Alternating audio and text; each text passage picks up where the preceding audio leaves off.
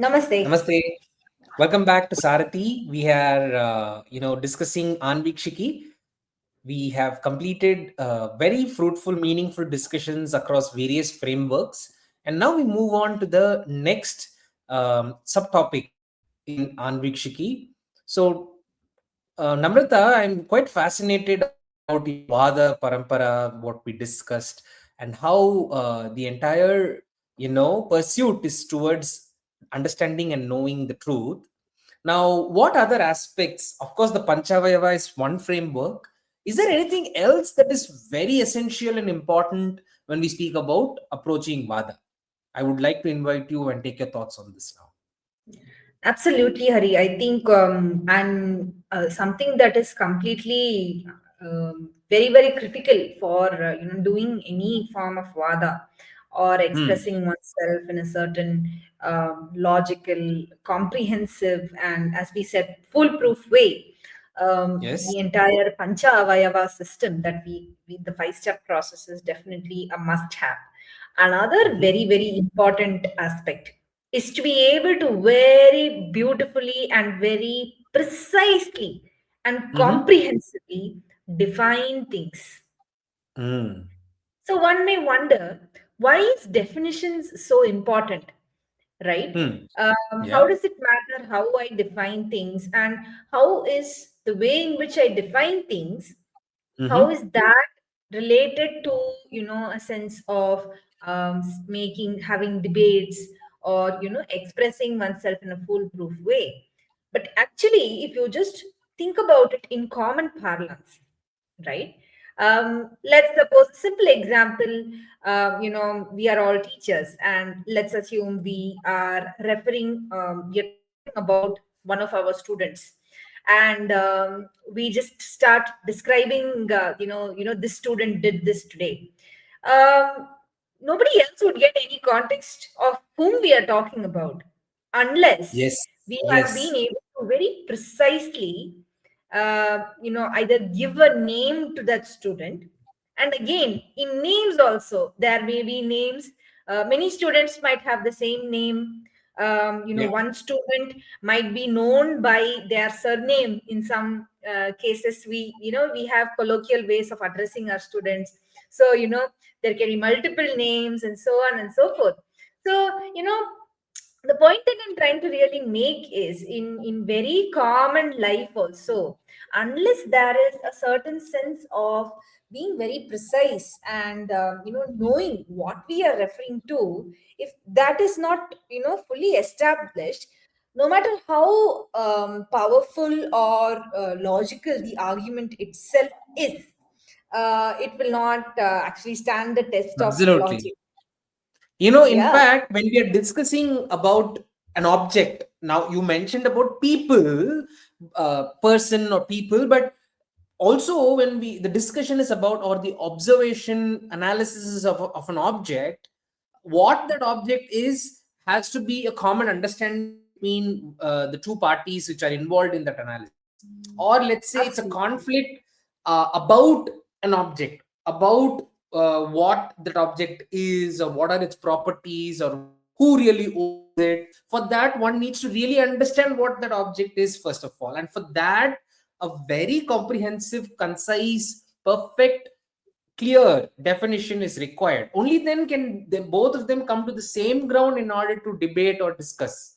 Right now, today, For what happens example, in let's many of the think of an yeah. Let's think of an argument saying, violence is to be completely avoided. Violence is we shouldn't do violence ever. Okay. Now it will depend on, so if one side is taking a stand that violence should never be done, another side is saying violence can be done at times, right? Now your position on whether you should be on this side or on this side will actually depend on how you define violence. What is violence, right? Only then can you go into whether it is useful, whether it is not useful, what are its consequences, everything else, right? So coming back to our topic, the whole idea of the secret sauce, as some of our teachers also say, the secret to developing very logical thinking is actually through having very strong definitions, right? So that is what we will be looking at right now. So let us look at some things that we define very commonly around us. Sure. Okay, so if I were to ask you, um, what would be, how would you define a definition itself? Yes, it's mentioned here, a unique quality or an attribute of anything. Is there anything else that comes to your mind as you Yeah. would think of the definition of a definition? Yes. So, when I think of defining something, like what we also say in, right, when we come to this, what's the defining thing about this? So, what makes that thing that very thing? What makes that person that very person? So, what is that, aspect, property, element, part of that thing or object or person that makes that thing or object or person that?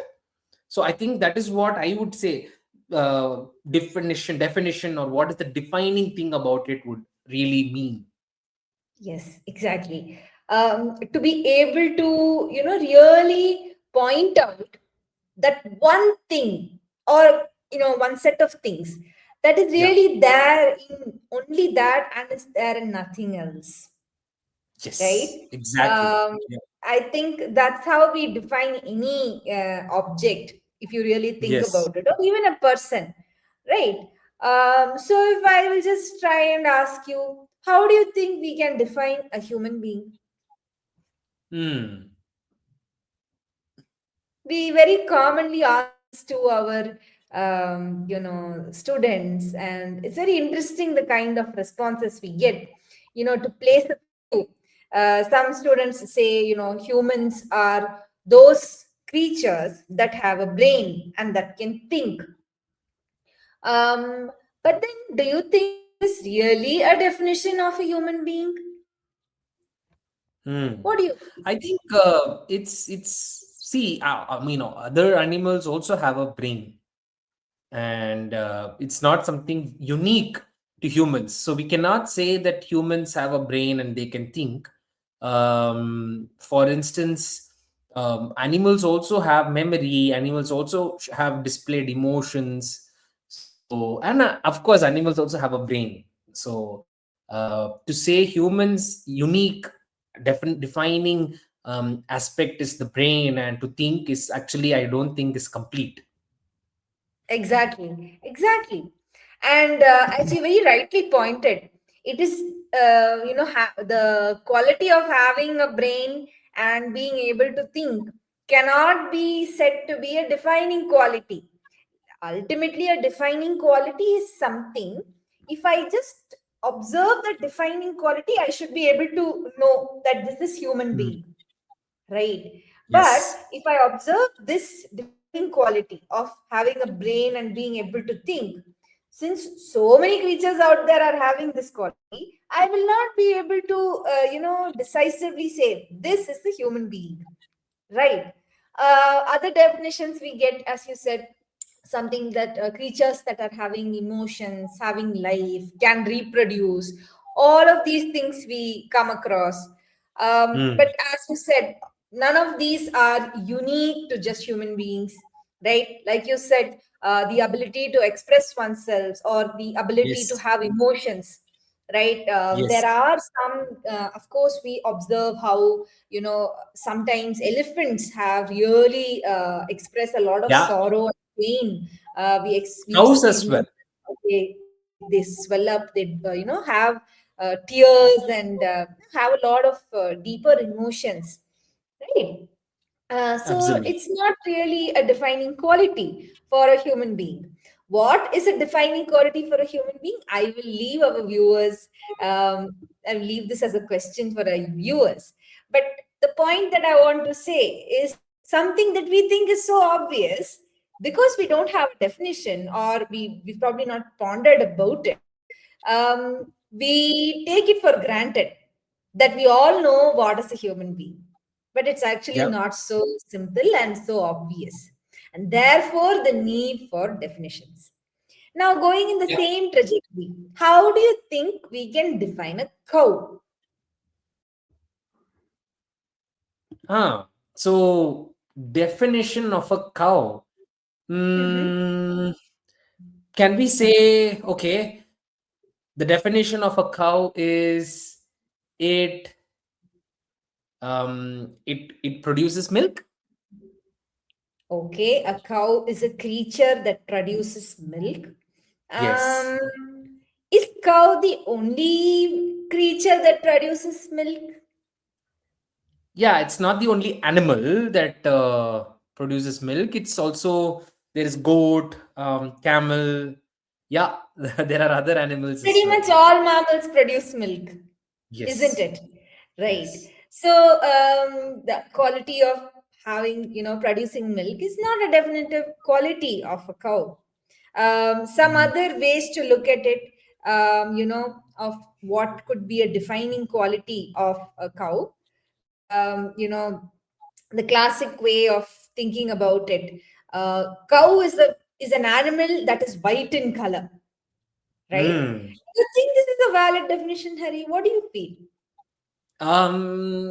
See, it is, but it is not it does not define the property of all cows. It's not like the same. For instance, there are some cows which are little brown.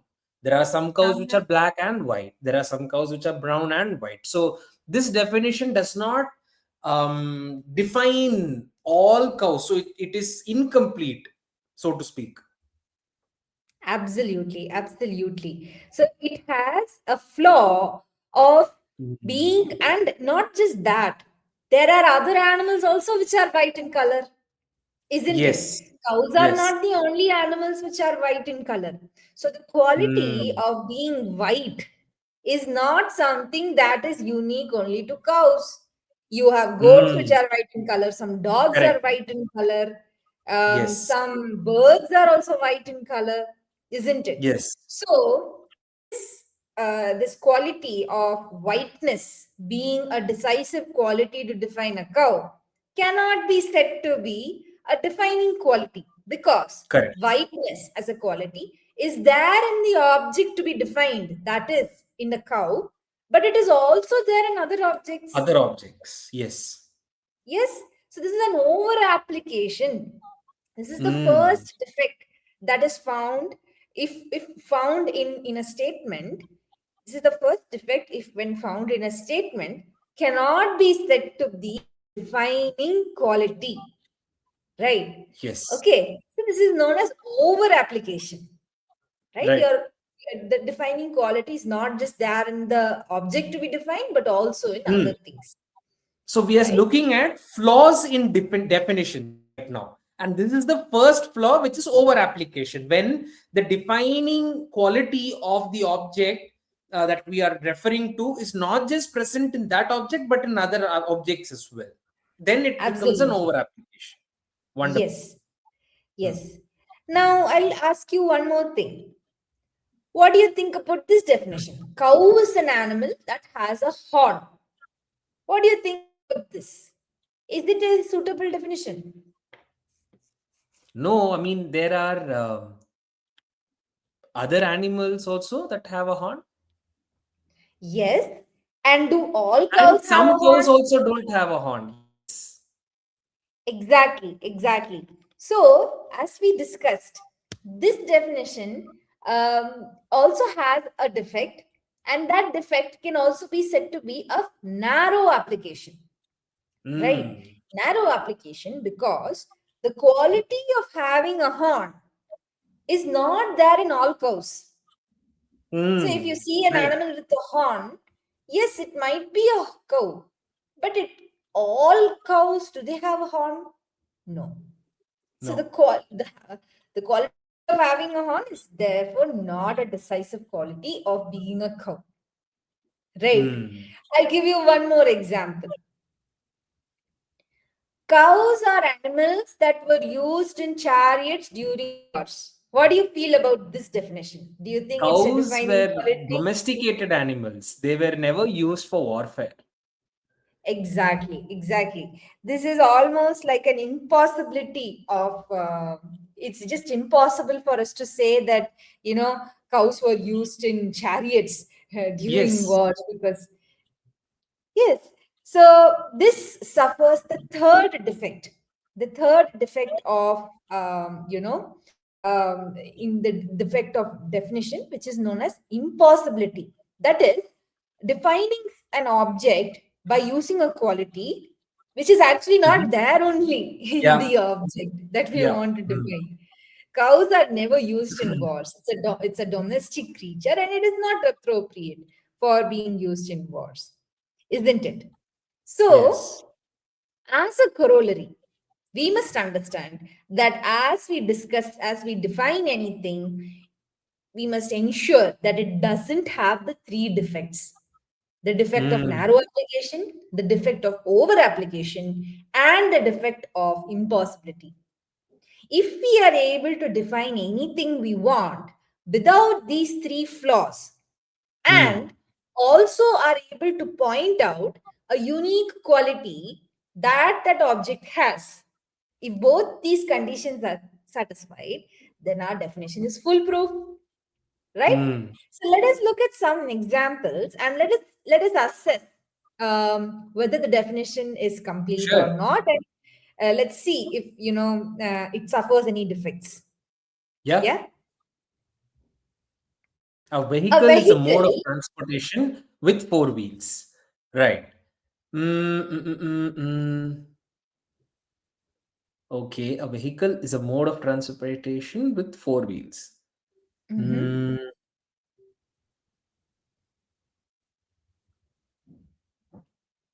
Mm. Okay. Mm.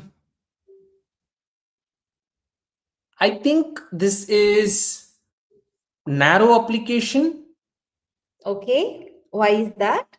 because the defining quality of a vehicle here is that it has four wheels.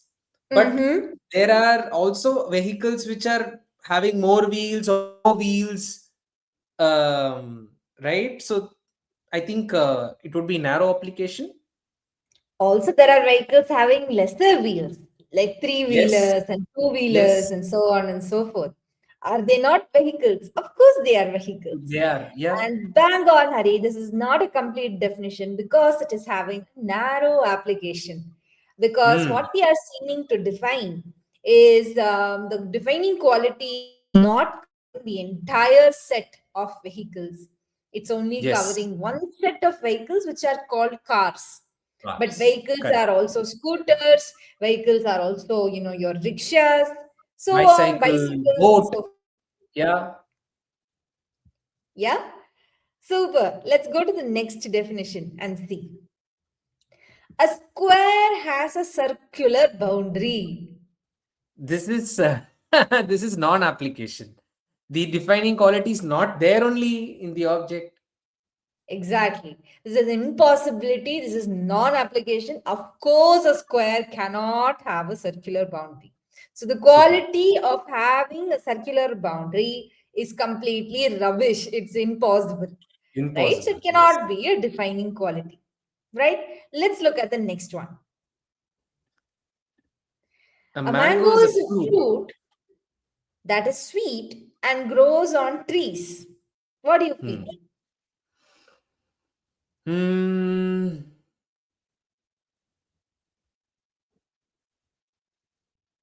Um, I think this is an over application because it's not the only fruit that is sweet and also grows on trees.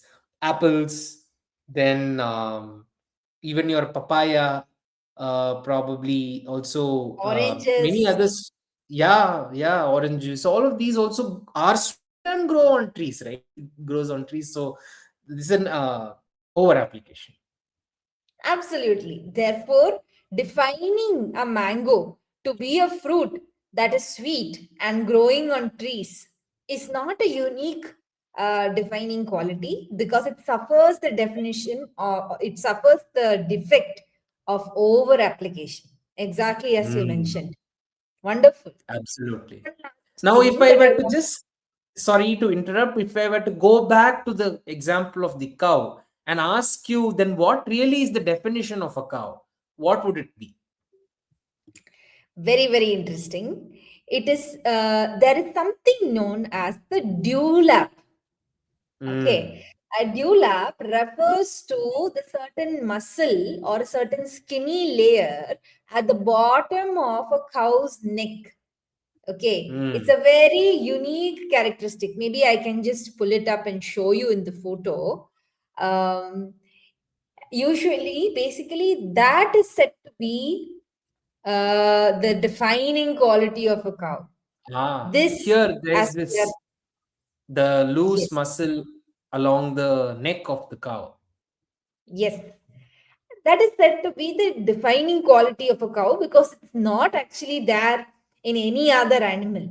Now, Mm, we also notice that in current times many animals have gone through a lot of genetic changes and so on and yeah, so forth. So you might have some over smart students come up to you and say that no ma'am, some reptiles also have this and so on and so yeah, forth. But we are particularly talking about animals or rather mammals that have yes, this dewlap at the bottom of their neck, and that is said to yes, be a cow because you will definitely absolutely. not find it in any other mammal. Yes. And also, what is interesting through this conversation that I'm able to observe is so much of what we define, how we define things, is related to the context in which we find that object. For Hmm. instance, the dewlap is very unique to the Indian breed. Whereas if you Yes, go to the foreign breeds, they do not have the dewlap. And for someone who has not really had exposure to the Indian breed of a cow, will not even know that this is actually a valid definition in the first place. absolutely. So, of course, definitions are important, but it has the necessity of one to have good enough exposure and a similar exposure to the other person. Of the world and of the object itself to sort of define it clearly. Absolutely. And when one does that, I think definitions really ensure that our statements are not vague and unreliable, Mm. right? Mm. You can really express what you want to say in a very reliable fashion. If I have seen a cow, you can reliably know that I have actually seen a cow and I've not seen a bull, right? Yeah. And Yes. also that we do not mix up or distort our statements. We don't make Mm. loose statements. We do not conflate ideas because we Mm. live in a world where information is in abundance. So Yes. there is a great threat of mixing up ideas, and that just won't help us communicate or define things in a very clear way. So Mm. definitions is something that ensures that we don't do any of this. And the last and most important, benefit of having very crystal clear definitions, we discussed this even in the beginning, was that if we are very clear on our proposition, if we are very clear on Yeah. what we are talking about, no matter how much our opponent or whoever we are debating with tries Mm-hmm. to go off track, we can definitely come back to, you can gently steer the argument coming back to Yeah. what the object of discussion is and what it's not. Indeed. And also, during the course of a debate, if you feel that the opponent is not being clear, you can actually ask them to clarify by defining what they are saying. And Exactly. in that, if there is a flaw or an error, you can point that out. And Yes. actually, when there is an error made by the opponent, you get more points, or you get victory sort of points there. So that's another way to go about it, isn't it? Absolutely. And fundamentally, if you are not clear about what you are talking, how is there Yeah. any possibility of Possible. approaching the truth or Exactly. discovering something about it? having any scientific thinking, if you're fundamentally Yep. not clear about what is it that you are discussing about. So true. So Yeah. therefore, define definitions and must have all of these qualities, that is, be free of all of these defects. Errors. Yes. Absolutely. Yes. So I think with this, we complete the Anvikshiki series. It has been very, very interesting journey to be able to take this across to all of you who will be facilitating it with your children. Um, we will also be adding a lot of material on, lot of case studies and, questions, and a lot of interactive exercises that you can use in your classrooms, so that this form of critical thinking, this form of logical thinking can be very beautifully and very, I would say, simply developed, nurtured in our children. Yes. So thank you so much. I would also like to take a moment to acknowledge the amount of work and efforts that some of our teachers have spent. Special mentions to Shri Jamalamadaka Srinivas ji. He is a scholar in the Nyaya Parampara. He's also a scholar of Vedanta. He is the founder of Sri Kameshwari Foundation. And whatever we think we know in some of these principles of Nyaya, we owe it to him and him alone. So if there are any flaws, it would be ours. But if you find any benefit, please do know that he is the source of some of this that is coming our way. Yes. With that, I would like to end this set of series. We look forward to meeting you in the next set of series. Until then, keep learning and keep sharing. Thank you so much. Namaste. Namaste.